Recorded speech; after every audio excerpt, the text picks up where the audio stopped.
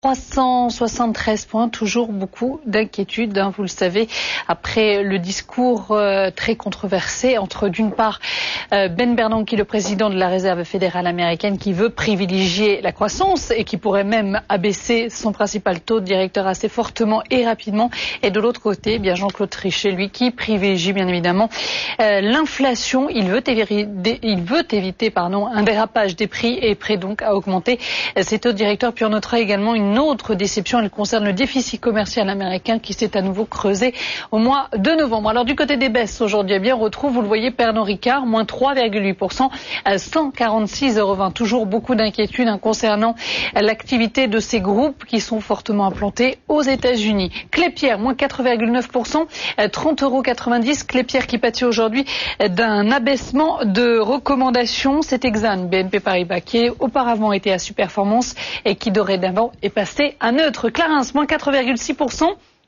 50,50 € avec là aussi un abaissement de recommandation. C'est Deutsche Bank qui est passé à vendre sur le titre en indiquant qu'il était suffisamment valorisé. Atos Origine, moins 3,1%, 30 €, alors que Centerus et Pardus détiennent désormais près de 21% du capital de la société de services informatiques. Les deux fonds d'investissement devraient d'ailleurs demander à siéger au conseil de surveillance. Du côté des hausses, à présent, la bourse de Paris, Peugeot, plus 3,2% à 48,50 €. Avec là une recommandation à la hausse, c'est Lehman Brothers qui est passé à surpondérer contre pondération neutre. Une belle séance également pour Carrefour, plus 0,9% à 50,50 €. Carrefour qui est relativement optimiste pour l'année 2008. Le groupe de distribution table sur une croissance de 6 à 8% de ses ventes sur l'année. Donc Dexia, plus 4,2%, 18,60 €. Le groupe bancaire franco-belge, toujours porté par les rumeurs évoquant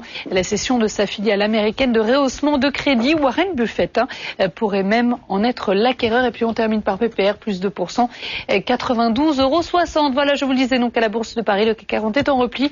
L'indice parisien recule encore à l'instant de 0,5%. Tout de suite sur BFM TV, vous retrouvez bien sûr un nouveau journal.